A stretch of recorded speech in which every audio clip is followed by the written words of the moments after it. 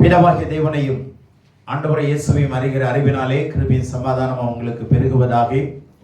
இந்த கால வேளையிலே கர்த்தருடைய பிரசன்னத்தில் வந்திருக்கிற உங்கள் யாவரையும் ஆண்டவரை இயேசுவின் இனிய நாமத்தில் வாழ்த்துவதில் மகிழ்ச்சி அடைகிறேன். இந்த செய்தியை கேட்கிற நீங்களும் ஆன்லைன் மூலமாய் கேட்க இருக்கிற மக்களும் கண்டிப்பாக தேவன் அவர்களை ஆசீர்வதிப்பாராக. இன்றைக்கு கொடுக்க இருக்கிற செய்தியின் தலைப்பு the more you grow the more you learn. நீங்கள் எவ்வளவு அதிகமாக வளர்கிறீர்களோ அவ்வளவு அதிகமாக கற்றுக்கொள்கிறீர்கள். The more you grow the more you learn. The more you know the more you grow. The more you learn the more you will earn. நிறைய சொல்லலாம். நீங்க எவ்வளவு அறியீர்களோ எவ்வளவு அறிந்து கொள்றீங்களோ அவ்வளவு அவர் உயரத்துக்கு நீங்க வளரலாம். நீங்க எவ்வளவு கற்றுக்கொள்றீங்களோ அதை வச்சு நீங்க வருமானத்தை ஈட்டலாம். ஆகவே இந்த கற்றுக்கொள்ளுதல் குறித்த சில வார்த்தைகளை நான் உங்களுக்கு சொல்றேன், நல்லா கவனிச்சுங்க.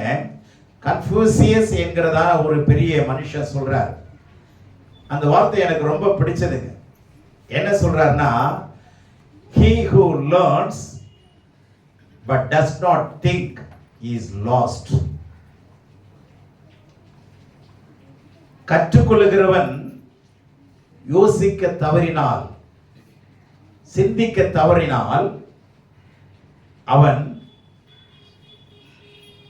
எல்லாவற்றையும் இழந்தவன். The one he who learns but does not think is lost. கற்றுக்கொள்ளுகிறவன் சிந்திக்க தவறினால் அவன் எல்லாவற்றையும் இழந்து விடுவான். மாறாக சொல்றாரு, he who thinks but does not learn is in great danger.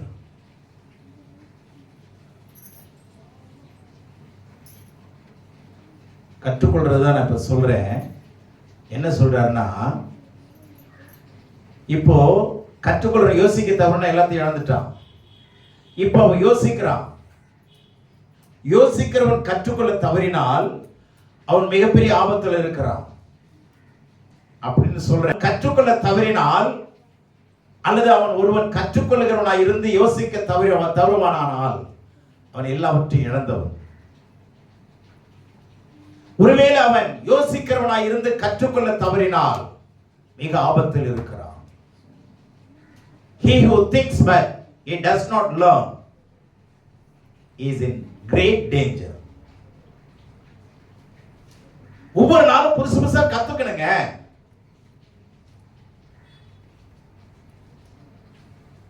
அதுக்கு நாம பிறந்திருக்கிறோம்.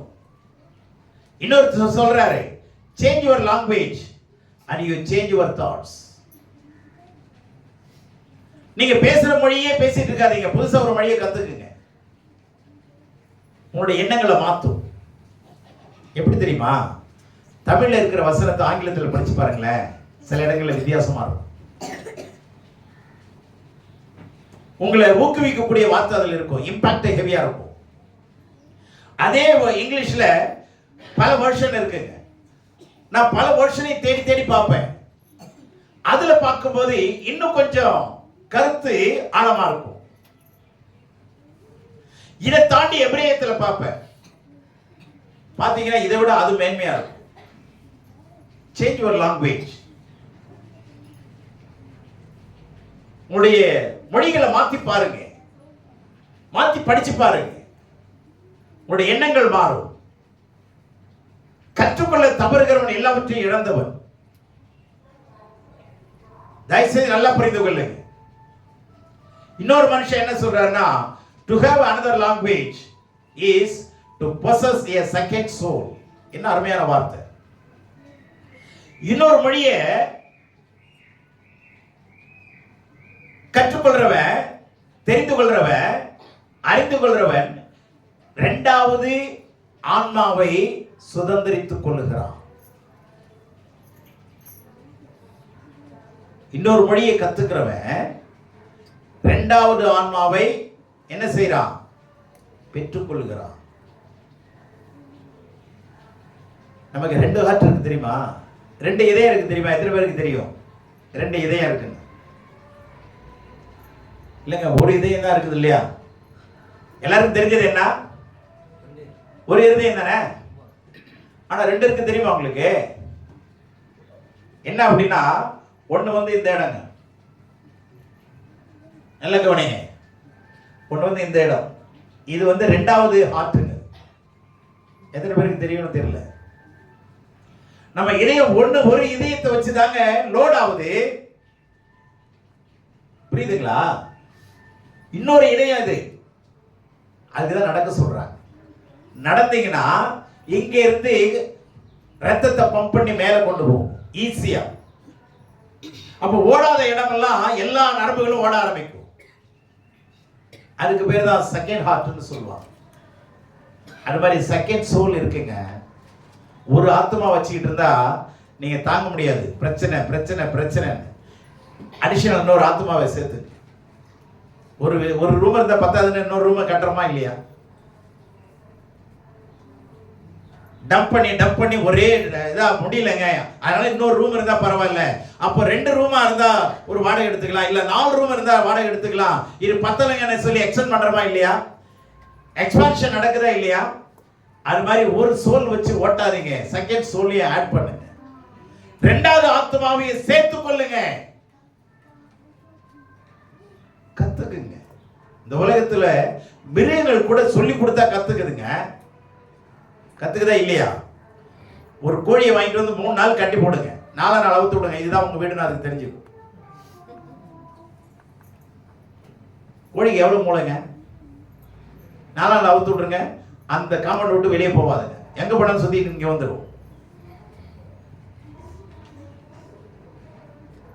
கவனிங்க, வித்தியாசம் கவனிங்க, கற்றுக்கொள்ளுங்கள்.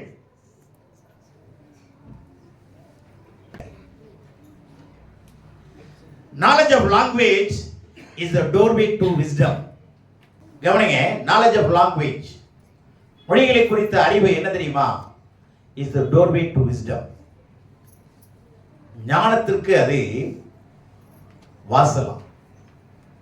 என்ன அழகான வார்த்தை. knowledge of wisdom is the doorway to wisdom. Sorry, knowledge of language is the doorway to wisdom. ஞானத்துக்கு வாசல்ங்க அது. பாஷைகளை கத்துக்கு. நீங்க கொஞ்சம் பாரிஸ்ல அல்லது வந்து இந்த மார்க்கெட் இருக்க கோயம்பேடு, அதுல போய் பாருங்க, வெங்காயம் விற்கிறவங்க எத்தனை லாங்குவேஜ் பேசுறாங்க. தெலுங்காரன்னு தெலுங்குல பேசுறான், மலையாளத்துக்கு மலையாளத்துக்கு, தமிழ், ஹிந்தி. நான் ஒரு நாள் பார்த்துட்டு அவன் பாட்டில் என்ன வாங்கினாலும் அவன் பாட்டில் பேசிட்டு இருக்கிறான். அப்பதான் நான் பார்த்தேன், நம்மலாம் எதுக்குடான்னு தெரியுது. சொல்லுங்க, வியாபாரத்துக்கு எத்தனை லாங்குவேஜ் தெரியும் தெரியுங்களா? வியாபாரிகளை போய் பாருங்களேன், அட்லீஸ்ட் 2-3 தெரியும். யூடியூப்ல ஒரு பொண்ணுங்க 100 லாங்குவேஜுக்கு மேல பேசுதுங்க. ஆச்சரியமா இருக்கு. இப்படிதான் மூளை இருக்கு. எவ்வளவு பெரிய மூளையை கடவுள் வச்சிருக்காரு. அப்போ படிங்க, கற்றுக்கொள்ளுங்க, தயவு செய்து கற்றுக்கொள்ளுங்க, புதுசு புதுசா கற்றுக்கொள்ளுங்க, இன்னோவேட்டிவா இருங்க. வசனங்களை படிக்கிறத ஊர்ந்து கவனிங்க, கூர்ந்து கவனிங்க. எத்தனை மொழியில என்னென்ன வார்த்தை பயன்படுத்தி இருக்கிறாங்க படிங்க. நாலேஜ்ங்கிறது மிகப்பெரிய டூலுங்க. இந்த டூலை எடுங்க, நீங்க வேற மனுஷனா மாறிடுவீங்க. கடவுளுடைய மனுஷனா மாறிடுவீங்க. தேசம் விரும்புகிற மனுஷனா மாறிடுவீங்க. ஆமென்.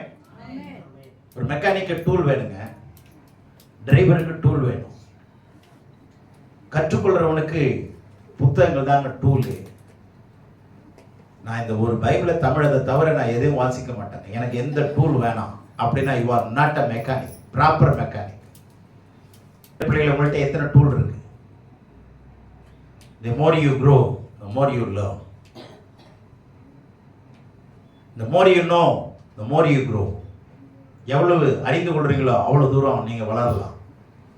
எவ்வளவு தூரம் வளர்றீங்களோ அவ்வளவு தூரம் அறிந்து கொள்வீர்கள். அறிந்து கொள்வீர்கள், கற்றுக்கொள்வீர்கள். போன வாரம் ஒரு பேஜை பார்க்கிறேன், அதுல ஸ்கிரீன்ஷாட் எடுத்து வச்சிருக்கேன். நம்ம அம்பேத்கர் படிச்ச படிப்பை படிச்ச அசந்து போய் நின்னங்க. எம்ஏங்கிற முதுகலை பட்டத்துல 20 பட்டம் வாங்கியிருக்கிறார். எம்ஏல மாத்திரம் 20 முதுகலை பட்டங்கள். இது இல்லாம எம்காம், இது இல்லாம எம்எஸ்சி, இது இல்லாம பிஹெச்டி, இது இல்லாம பாரட்லா, இது இல்லாம லாவுல பேச்சுலர், லாவுல மாஸ்டர் ஆக 32 டிகிரிங்க. என்னங்க படிச்ச மனுஷன். அவர் படிக்காத சப்ஜெக்டே இல்லைங்க. நான் படிச்சு பார்க்கிறேன், சில படிப்பு எனக்கு புரியலங்க. ஒரே ஒரு மாஸ்டர்ஸ்ல, மாஸ்டர் ஆஃப் ஆர்ட்ஸ்ல 20 டிகிரி வாங்கியிருக்கார் மாஸ்டர்ஸ்ல. எப்படிப்பட்ட ஒரு மாமனிதன் பாருங்க.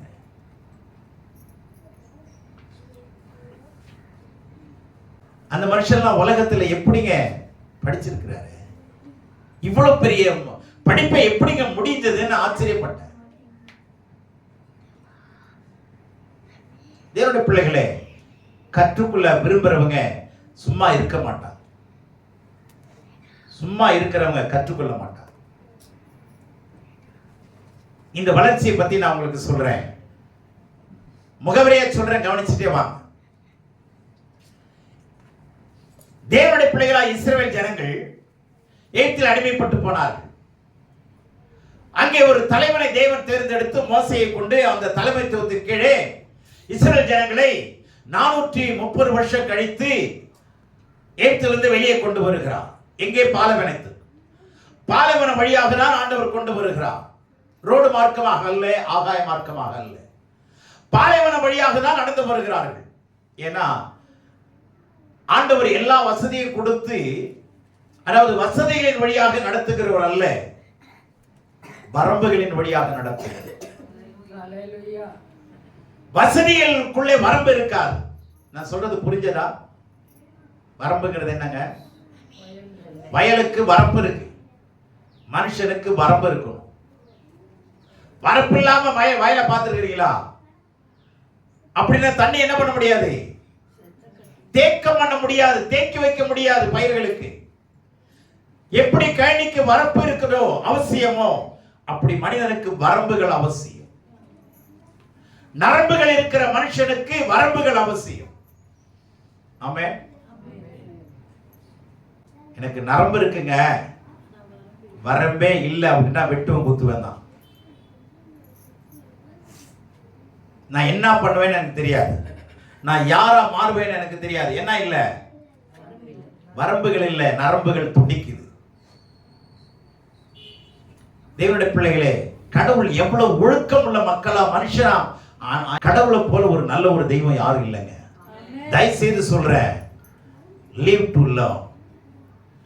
கற்றுக்கொள்ள வாழுங்கள். சும்மா போற போக்கில் வேலை செஞ்சுக்கிட்டே இருக்காரு. கற்றுக்கொள்ளுங்க. பாலைவன வழியாக ஆண்டவர் அவர்களை நடத்தி வந்தார். வரும்போது செங்கடல் குறுக்க வந்துருச்சு. பின்னாடி பார்வோனும் அவனுடைய சர்வ சேனை துரத்திட்டு வருது. வலது பக்கம் மணல், எங்க பார்த்தாலும் மணல், வலது பக்கம் மலை, எதிரில் கடல். அங்க கடலும் என்ன ஆகுது? கொந்தளிக்குது. குடலும் அமளி பண்ணுது. திரும்பி பாக்குறாங்க மோசே, என்ன தலைவனே, என்ன எங்களை அழைச்சிட்டு வந்துட்டு என்ன பண்ண போற? பின்னாடி அவன் வரான். திரும்பி எங்க போக முடியாது, விட்டு வந்த தேசத்தை போக முடியாது. மச்சான் நான் வரமாட்டேன் சொல்லிட்டார்ல, இனிமே நான் வரமாட்டேன். சரி, திரும்பி அவன் வரான், வெட்டி விடுவான், அவ்வளவுதான், முடிஞ்சு போச்சு.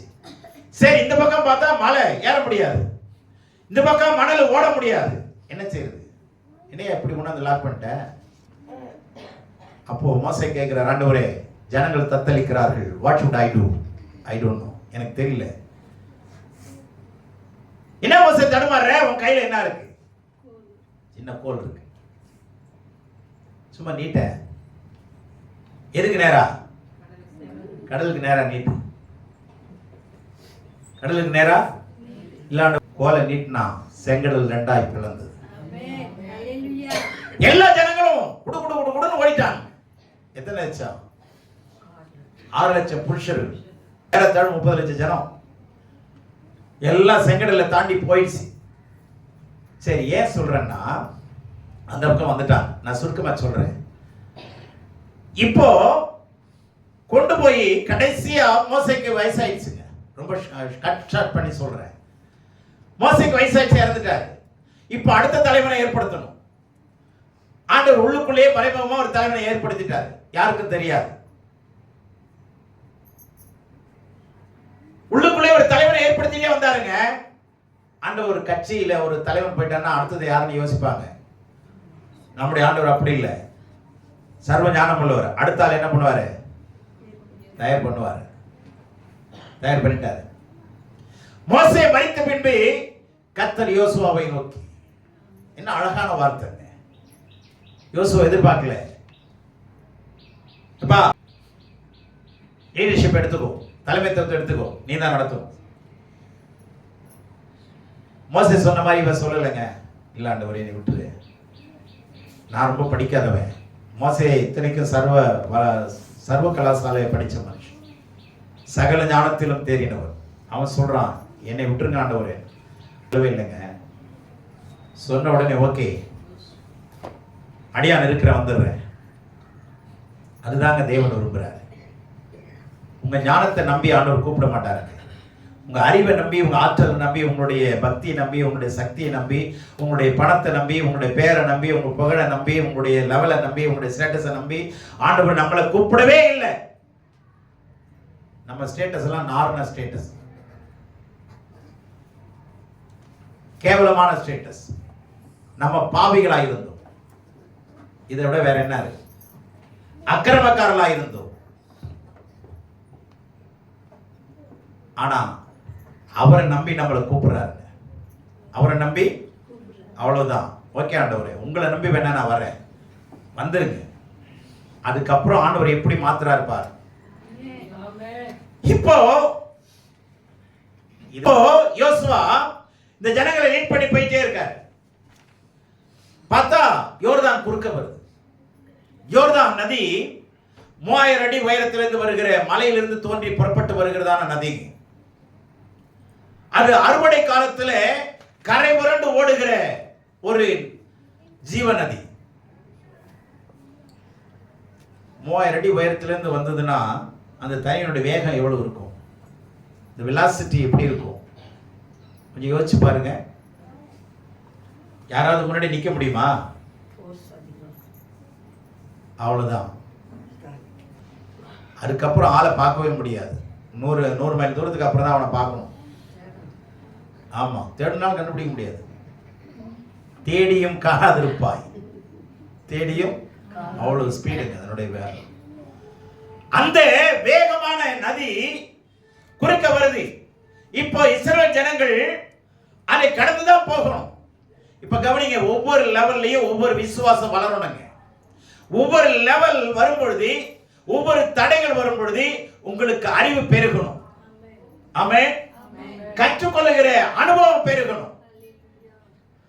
நான் இப்படிதாங்க இருப்பேன் அப்படின்னா பிசாசு பயன்படுத்த முடியாது, கடவுள் கூட பயன்படுத்த முடியாது. நல்லா புரிந்து கொள்ளுங்க. இப்போ 2வது தடையை தாண்டணும். முதல் செங்கடல். செங்கடலை தாண்டனோடனே பார்வோன் அவனோட சர்வசேனை செத்து போயிட்டான். எவ்வளவு பெரிய அனுபவம். சத்துருக்களை பார்க்க முடிஞ்சா? இல்ல.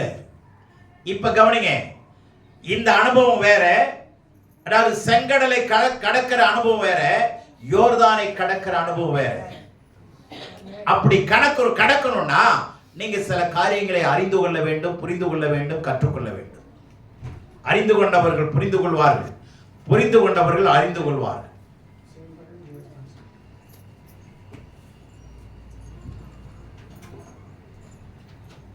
அடிக்கடி சொல்றேன், போதிக்கும் போது புரியாதது பாதிக்கும் போதுதான் புரியும்.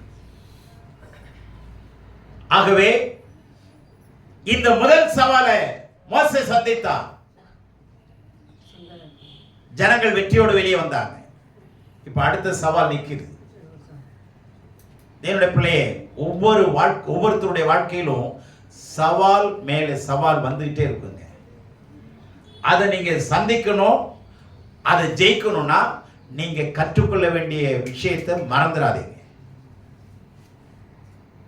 ஒவ்வொரு சவாலுக்கும் ஒவ்வொரு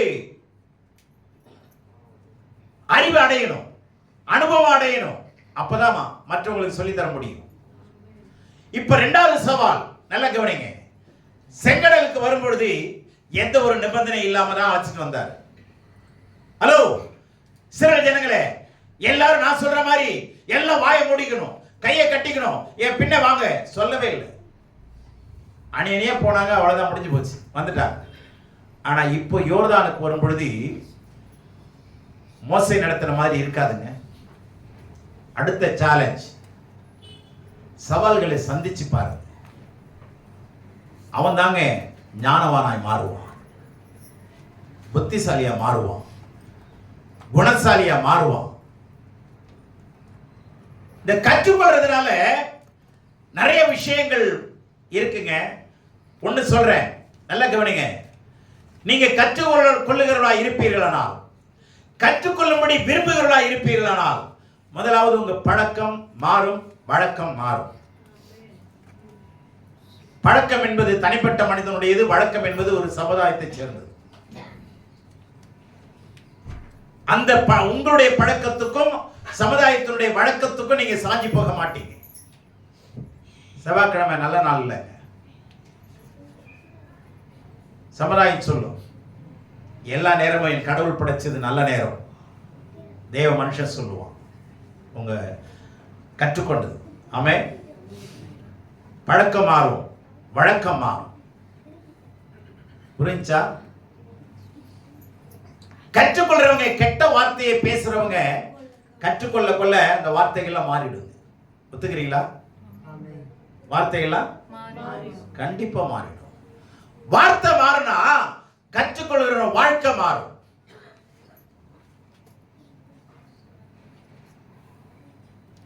கற்றுக்கொள்கிறவருடைய வாழ்க்கையில கவனிங்க, உங்களுடைய கேரக்டர் மாறும், உங்களுடைய சுபாவம் மாறி இருக்கா ஐயா? ஆமா, மாறி இருக்கு. பார்த்தாவே தெரியுது, சொல்லணும்னு அவசியம் இல்லை. மாறி சுபாவங்கள் மாறும். இந்த கேரக்டர் அண்ட் பிஹேவியர், நடத்தை மாறிடுது. கான்டாக்ட் அண்ட் பிஹேவியர், உங்களுடைய தொடர்பும் உங்களுடைய நன்னடத்தையும் கம்ப்ளீட்டா மாறிடும். நடத்தை மாறிடும், பார்வை மாறிடும், பேச்சு மாறிடும், வாழ்க்கை மாறிடும், உங்களுடைய சாட்சி மாறிடும். ஜெபம் வேற மாதிரி ஜெபம் பண்ணுவீங்க, போட்டு குழப்பிங்க நடப்பீங்க. ஆரம்பத்துல கற்றுக்கொள்ள கற்றுக்கொள்ள உங்க ஜெபத்துல ஜீவன் இருக்கும். ரெண்டு வார்த்தை பேசுறாலும் அந்த வார்த்தை போதுங்க அவன் வாழ்க்கையை மாற்றும்.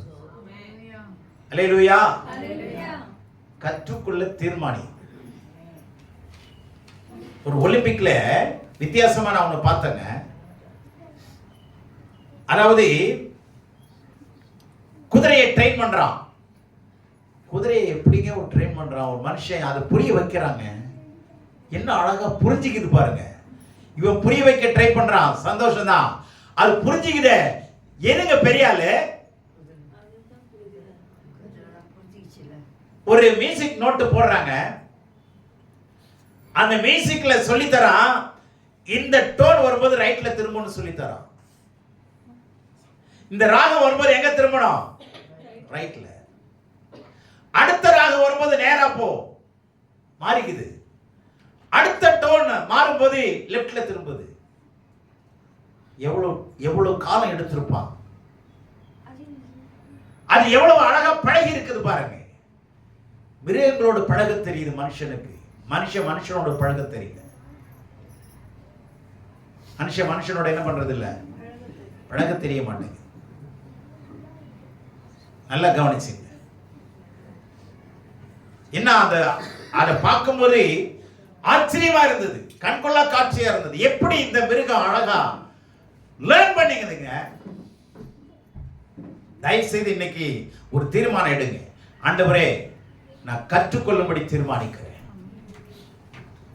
சொல்லுங்க. ஆமா, கற்றுக்கொள்ளும்படி தீர்மானிங்க. இன்னொரு தேவ மனுஷன் சொல்றாரு, மேக்ஸ்வெல்ங்கிற மிகப்பெரிய லீடர்ஷிப்ல டாப் மோஸ்ட்ல இருக்கிறவருங்க, தலைமைத்துவத்தை பத்தி பேசுறவர். அவர் சொல்றாரு, மோட்டிவேஷன் கெட்ஸ் யூ ஸ்டார்ட். உங்க நோக்கம் இருக்க, ஏதாவது செய்யணும் நோக்கம் இருக்குல்ல, ஒரு நோக்கம் உங்களுக்கு வந்துருச்சுன்னா உங்களை புறப்பட வைக்குதுன்னு அர்த்தம். உங்களை புறப்பட வைக்குது. ஆனா என்ன புறப்படல, நல்லா கவனிங்க. புறப்படணும், சரியா?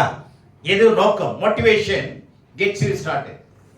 மனசுல நீங்க ஸ்டார்ட் பண்ணிடுவீங்க, சரி நம்ம போகணும், சரியா? நோக்கம் வந்துருச்சா?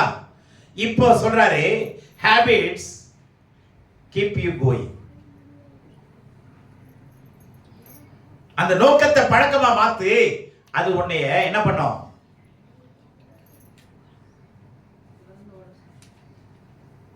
உன்னைய அதுல தொடர்ந்து நகர செஞ்சிடும். புறப்பட பண்ணது உங்க சரீரத்தில் என்ன பண்ணுவீங்க? அதுல நடக்க பண்ணிடும், செய்ய ஆரம்பிச்சுவீங்கன்னு அர்த்தம். Motivation gets you started, habits keep you going. உங்களுடைய பழக்கம் உங்களை வேலை செய்ய ஆரம்பிச்சிடும், செய்ய சொல்லும், நகர்த்திடும், போடான்னு சொல்லும், உட்காராதேன்னு சொல்லும். Change your habits. பழக்கத்தை மாத்துங்க.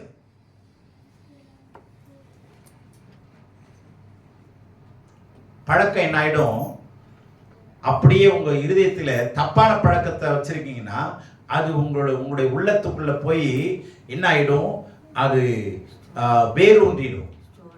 அதுல இருந்து வெளியே வர முடியாது. தவறான பழக்கத்தை விரும்புகிறோம் ஆனா வர முடியலன்னு சொல்லுவாங்க. என்னுடைய பிள்ளை, try to change your habits. பழக்கத்தை மாத்து. 5 மணிக்கு எழுந்திருக்க ட்ரை பண்ணுங்க, 4:30 மணிக்கு எழுந்திருக்க ட்ரை பண்ணுங்க. காக்கா குருவிகள்லாம் அலாரம் வச்சு எழுந்திருக்குதா? சொல்லுங்க. ஆம்பளை காக்கா சொல்லுதா, ஏய் நான் அலாரம் வச்சிருக்கிறேன் 5 மணிக்கெல்லாம் காக்கா ஏந்திரு அப்படின்னு பெண் காக்காட்ட சொல்லுதா?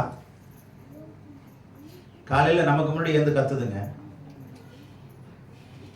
குளிர் காலத்திலையும் கத்துது, கோடை காலத்திலையும் கத்துது. டான்னு வந்துடுது. அது போத்திக்கிறதுலாம் இல்லை.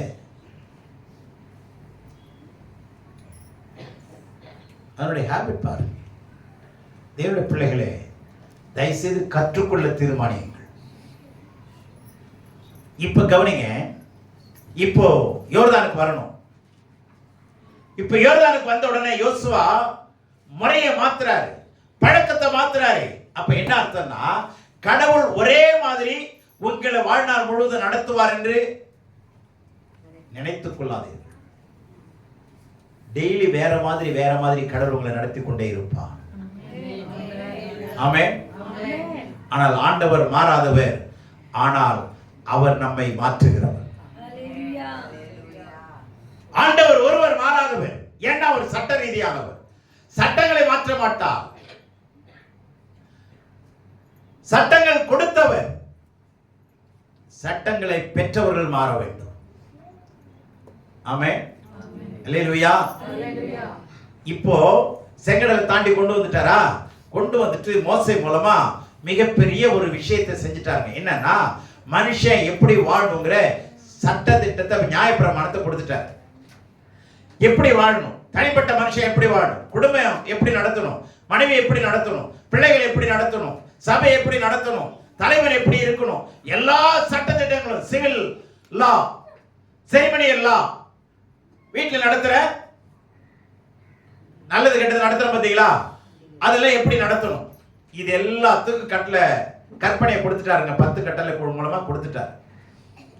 இப்ப இந்த கட்டளை தான் கொடுக்கப்பட்டது. ஜனங்கள் வர்றாங்க. இப்போ யோர்தானை சந்திக்கிறாங்க. மிகப்பெரிய நதி, இதை கிராஸ் பண்ணும். இப்ப வாங்க யோசுவா 3ஆம் அதிகாரம் 1 வாசிங்க சீக்கிரம்.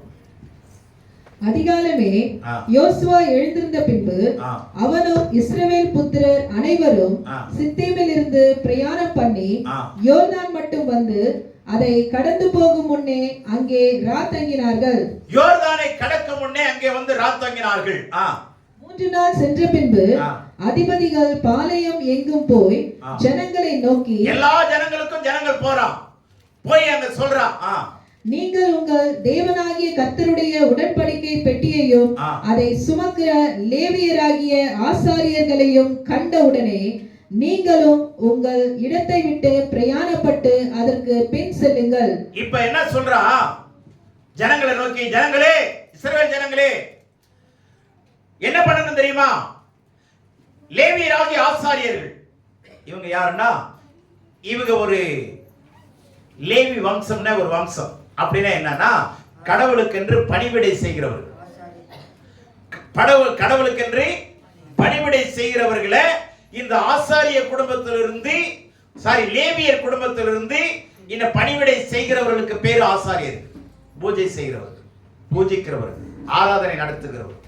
இந்த ஆராதனை நடத்துகிறவர்கள் யாரு வம்சத்திலிருந்து எடுப்பாங்கன்னா, லேவிங்கிற வம்சத்திலிருந்து தான். இந்த லேவி வம்சம் யாருடைய பிள்ளைகள்னா, யாக்கோபனுடைய 12 பிள்ளைகள், அதுல ஒரு பிள்ளை. அந்த பிள்ளைகளுடைய வம்சத்திலிருந்து அந்த ஆசாரியர்கள், ஊழியக்காரர்கள், பணிவிடை செய்கிறவர்கள் வருவார்கள். இப்ப அவங்க என்ன பண்ணுவாங்கன்னா, 2 விஷயத்தை மறந்துடாதீங்க. யோசுவா என்ன சொல்றாரு? ஆசரிப்பு கூடாரமாகிய ஆலயத்தையும் தோராவாகிய 5 புத்தகத்தையும், 5 புத்தகம் எது? ஆதியாகமம், யாத்திராகமம், லேவியராகமம், என்னாகமம், உபாகமம். அதுக்கு பேரு எபிரேயத்துல தோரான்னு அர்த்தம். 5 ஆகமத்தை எடுத்துக்கணும். ஆலயத்தை, ஆசரிப்பு கூடாரத்தை சுமக்கணும். இது யாருன்னா லேவியர்கள் தான் சுமப்பாங்க. அவங்க வந்த உடனே அவங்க பின்னாடி போங்கன்றாங்க. ஓகே, இப்ப 5ஆம் வசனம் வாங்க. யோசுவா ஜனங்களை நோக்கி, உங்களை பரிசுத்தம் பண்ணிக்கொள்ளுங்கள், நாளைக்கு கர்த்தர் உங்கள் நடுவிலே அற்புதங்களை செய்வார் என்றார். கவனிங்க, மோசே சொல்லல. எப்போ? செங்கடலை கடக்கும் போது எப்பா நம்ம செங்கடலை கடக்க போறோம், உயிரை கையில பிடிச்சு கடக்கணும், அதனால நீங்க உங்களை பரிசுத்தம் பண்ணீங்கன்னு சொல்லல.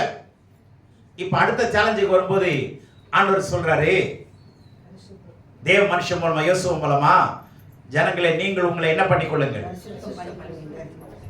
கடவுள் சொல்ற முதல் வார்த்தைங்க, உங்க வாழ்க்கையில அற்புதம் நடக்கணும்னா முதல்ல நீங்க உங்களை பரிசுத்தம் பண்ணிக்க, கடவுள்கிட்ட ஒப்பு கொடுங்க. பரிசுத்தம் பண்ணி கொண்டா நாளைக்கு அற்புதங்களை காண்பீங்க. sanctify yourself. உங்களை நீங்களே சுத்தம் பண்ணிங்க. கெட்ட நண்பர்களை விட்டு வெளியே வந்துருங்க, கெட்ட பழக்கத்தை விட்டு வெளியே வந்துருங்க. வர முடியலையா? கடவுள்கிட்ட ஒப்பு கொடுத்துருங்க. ஆண்டவரே, என்னால் வர முடியல, இந்த பழக்கம், இந்த அடிமை, இந்த நட்பு என்னால் விட முடியல, எனக்கு உதவி செய்யுங்க. கண்டிப்பா உதவி செய்வார். முழு மனசோட கேட்டீங்கன்னா, முழு உள்ளத்தோட கேட்கணும். அவர் விடுவிச்சா நான் வரேன் அப்படின்னு என்ன அர்த்தம் தெரியுமா? நான் வர மாட்டேன்னு அர்த்தம். அது விடுவிச்சா அப்படின்னாவே அங்க நீங்க உங்க சொத்து கொஞ்சம் பங்கு அங்க இருக்குதுன்னு அர்த்தம். கடவுளை நம்பி விட்டுருவேன்னு சொல்லுங்க, கடவுள் உங்களுக்கு உதவி செய்வார். எந்த ஒரு விஷயத்தையும், இப்போ ஒரு பொண்ணை கல்யாணம் பண்றீங்க, முழு மனசோட பண்ணலைன்னா அது உருப்படுமா அந்த குடும்பம்? முழு மனசோட நீங்க கல்யாணம் பண்ணும்போது முழு மனசோட கல்யாணம் பண்ணீங்களா இல்லையான்னு நீங்களே யோசிச்சு பாருங்க. அரைகுற மனசோட அப்படி இல்லைன்னா சாபம் போடுவாங்க. புரியுச்சா? ஆமா, முழு மனது. அதான் ஆண்டவர் சொல்றாரு, என்னை ஏத்துக்கிட்டியா? முழு மனசோட ஏத்துக்கும், முழு உள்ளத்தோட ஏத்துக்கும், முழு பலத்தோட ஏத்துக்கும். அதுதான் ஆராதனை. அதுவே ஆராதனைங்க. இங்க வந்து ஆராதனை பண்ற வந்தீங்களா, அது இல்ல.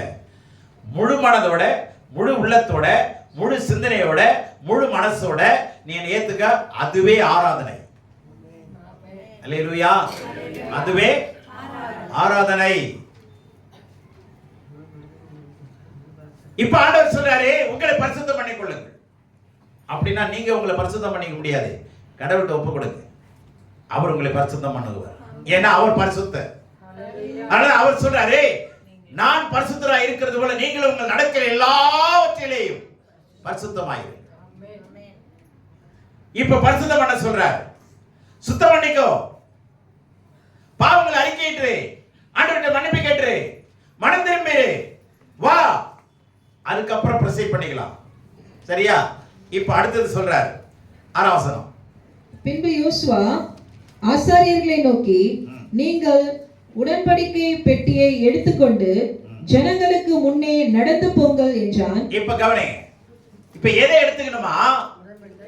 அதாவது 2 விஷயத்தை நான் சுருக்கி சொல்றேன்.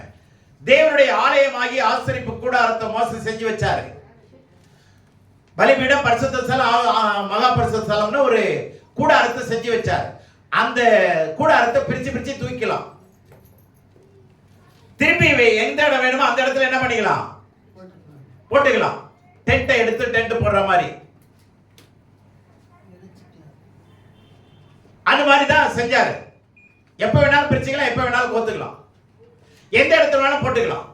இப்போ இந்த ஆலயத்தை சுமக்கணும். இன்னொன்னு மனசுல அல்லது ஆண்டவர் சொல்றாரு, இந்த நியாயப்பிரமாண புஸ்தகம் வாயை விட்டு. அப்ப கவனிங்க, நியாயப்பிரமாணம்னா ஆண்டவர் கொடுத்த கட்டளை. இந்த கட்டளை அல்லது தோரா, தேவனுடைய ஆலயம், இதெல்லாம் சுமந்துக்கிட்டு தாங்க வரணும். எப்போ? யோர்தானை கடக்கணும்னா. முதல்ல கடந்த செங்கடல் ரொம்ப எளிமையானது. அடுத்த பிரச்சனை இருக்கு பாத்தீங்களா? அடுத்த சவால், அதை நீங்க ஜெயிக்கணும்னா இப்போ ஆலயத்தையும் சுமக்கணும், தேவனுடைய கட்டளையும் சுமக்கணும். இப்ப நிபந்தனை வருதா இல்லையா? இப்ப கடவுள் கொடுத்த கட்டளை என்னன்னு தெரிஞ்சுக்கணுமா இல்லையா? கத்துக்கணுமா இல்லையா? அதுதான் சொல்றேன், கற்றுக்கொள்ளுங்கள். அடுத்த சேலஞ்சை நீங்க மேற்கொள்ளணும்னா அடுத்து அதற்குண்டான அறிவுகள் அடையும். எனக்கு எது தெரியாதுங்க, நான் சர்ச்சுக்கு போவேன், அவங்க சொல்றதை கேட்பேன், வந்துகிட்டே இருப்பேன். அப்படின்னா உங்க மனசு மாறாது, கேரக்டர் மாறாது, வாழ்க்கை மாறாது. மற்றவங்க பார்த்து உங்களை நீங்களாம் ஒரு கிறிஸ்தவன்னு சொல்ல முடியாது, நல்லா சாட்சி பெற முடியாது. ஆகவே ஆலயத்தை சுமக்கணும், கடவுளுடைய வேதத்தை சுமக்கணும். ரெண்டா ஈஸியா சொல்றேன், ஆலயத்தை சுமக்கணும், வேதத்தை சுமக்கணும். இப்ப கட்டளை வருதா? யோர்தானை நீங்க கடக்கணும், ஒரு பெரிய சவாலை கடக்கணும்னா ஆலயத்தை சுமக்கணும், கட்டளை அதாவது வேதத்தை சுமக்கணும். நீங்க சுத்தமா இருக்கணும். நீங்க சுத்தமா இருக்கணும்னா என்ன அர்த்தம்? நமக்குள்ள பொறாமை, பச்சரிப்பு, வன்கண், பொருளாசை, இதெல்லாம் பச்சாரம், வேசித்தனம், கபடு, சூது, இது எதுவுமே இருக்கக்கூடாது. ஆண்டவர்கிட்ட ஒப்பு கொடுங்க. இதெல்லாம் என்கிட்ட இருக்கு ஆண்டவரே, இது இதுல இந்த விஷயம் என்கிட்ட இருக்கு, மறைச்சிருக்கு, நான் அதுல இருந்து வெளியே வரணும் கேளுங்க. அப்ப கர்த்தர் சுத்தமாக்குவா. எனக்கு ஒண்ணுமே இல்லைங்க, என்ன மாதிரி ஒரு சோம்பேறியை யாருமே பார்க்க முடியாது. சோம்பேறி இது எல்லாத்தையும் விட மோசமானது. இந்த மாதிரி ஆளை வீட்டார் மதிப்பாங்களா? ஒரு மாமியார் மதிப்பாங்களா? மருமகளை மதிப்பாங்களா? ஒரு மருமகை எதுவுமே செய்யாதுங்க அப்படின்னா மதிப்பாங்களா? மதிக்க மாட்டாங்க. தேவனுடைய பிள்ளைகளே, உற்சாகமாயிருக்கு. கடவுளுடைய வார்த்தையை கற்றுக்கொள்ள ஆவலாயிருக்கு. அப்ப அடுத்த சவால் என்ன பண்ண முடியும்? சந்திக்கவோ மேற்கொள்ளவோ முடியும். இப்ப கட்டளைனா என்னங்கிறத அவங்க கற்றுக்கொள்ளணும், அது அத்துபடி ஆகணும். வேதத்தை சுமக்கணும், ஆலயத்தை சுமக்கணும். இப்ப புதிய ஏற்பாட்டில் சொல்றேன், ஆலயத்தை சுமக்க வேண்டியதில்லை, நீங்களே ஆலயம். வேதம் சொல்லுது, நீங்களே தேவனுடைய ஜீவனுடைய தேவனுடைய ஆலயமாக இருக்கிறீர்கள். இப்ப ஆலயத்தை சுமந்துட்டு வரீங்களா இல்லையா? கஷ்டப்பட்டு படி ஏறி மூச்சு வாங்கி வந்து உட்கார்றீங்கல்ல, ஆலயத்தை சுமந்துட்டு வரீங்கல்ல, ஓகே சரி. இந்த ஆலயத்துக்குள்ள வேதம் இருக்கா? இல்ல வாக்குவாதம் இருக்கா? வேதம் இருக்கா, வாதம் இருக்கா? வாக்குவாதம். இவர் இதை என்னை சொல்லிட்டாரு. இவர் அதை அவங்க இதை சொல்லிட்டாங்க, அவங்க என்னை பார்த்தாங்க பாருங்க, அதுக்காகவே நான் பக்கத்தில் உட்கார்றது இல்லை.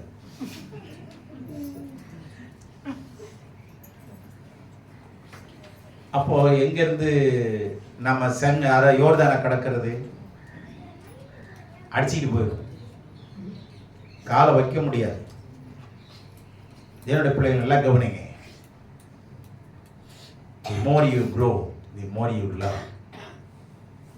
சொல்லுங்க, the more you grow, more you love.